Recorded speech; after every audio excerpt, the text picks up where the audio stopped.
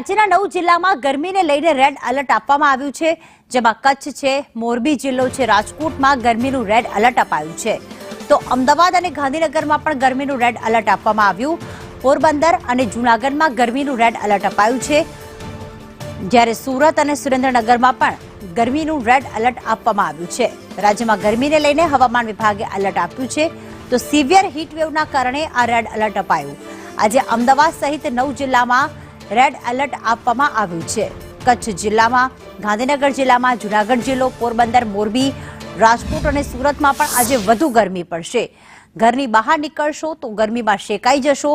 કયા કયા જિલ્લામાં રેડ એલર્ટ આપવામાં આવ્યું છે તે અમને મેપના માધ્યમથી સમજાવી રહ્યા છીએ. ગુજરાતનો આ નકશો છે, જેમાં કચ્છ જિલ્લામાં, સુરેન્દ્રનગરમાં, રાજકોટ, પોરબંદર, જૂનાગઢ એટલે કચ્છ અને સૌરાષ્ટ્રમાં રેડ એલર્ટ છે.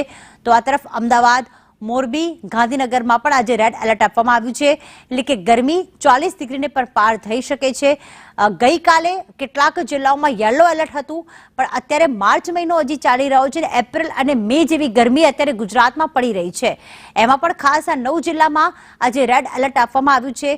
41 થી 42 ડિગ્રી તાપમાન નોંધાઈ શકે છે. તો રેડ એલર્ટને લઈને નિષ્ણાંતો કેટલાક સૂચનો આપી રહ્યા છે. તાપમાન 40 થી 42 ડિગ્રી રહેવાનું છે, જેના માટે તમારે પણ તૈયાર થવું પડશે. માર્ચ મહિના માટે આ તાપમાન સામાન્ય કરતાં વધુ છે. સામાન્ય રીતે માર્ચ મહિનામાં 38 થી 40 ડિગ્રી તાપમાન રહેતું હોય છે, પણ હવે 40 ડિગ્રીને પણ વટાવી ગયું છે આ તાપમાન, અને 42 ડિગ્રીની આસપાસ આ 9 જિલ્લામાં નોંધાઈ રહ્યું છે.